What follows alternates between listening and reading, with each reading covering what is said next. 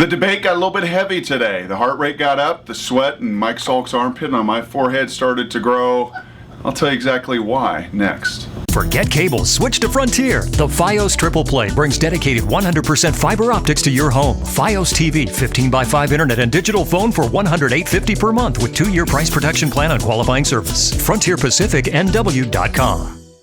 Well, no surprise at times when it comes to quarterbacks and their need and our wants and everything else, Mike Salk and I can disagree. Now, he's not angry at me. He's hosting the national show, as he does, by the way, nearly 30% of the time for Doug Gottlieb, but who's keeping track? He and I got into the discussion today at what cost and what are you willing to give up for Robert Griffin III? Robert Griffin III, who measured at 6'2" and a half or 6'2" 3/8" at the combine. Robert Griffin, who I think is going to come out of the next 3 days looking like a star, a guy that's charismatic, a guy that is going to get on a whiteboard and impress the GMs and the coaches with what he can do in X's and O's. And trust me, I think on Monday we're all going to be talking about Robert Griffin III right behind Andrew Luck in this year's draft. So Mike and I get into the conversation, as we're often prone to.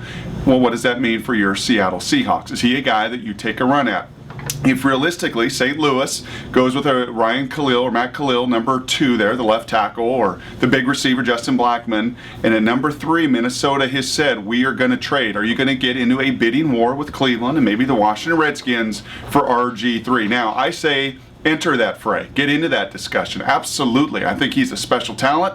I think he is one of those guys that John Schneider wants that will tilt the room, tilt the organization, can walk in like he did at Baylor and change the whole dynamic of your franchise over the long term. But at what cost? What are you willing to do? Mike's willing to give up a draft. Mike's willing to give up first-round picks and first-round picks and first-round picks. And I just think that there's a certain level there, even though it's the most important position on your team, that you got to look over the long haul. Would I be willing to give up the 12th pick this year and maybe next year's first round pick? Sure.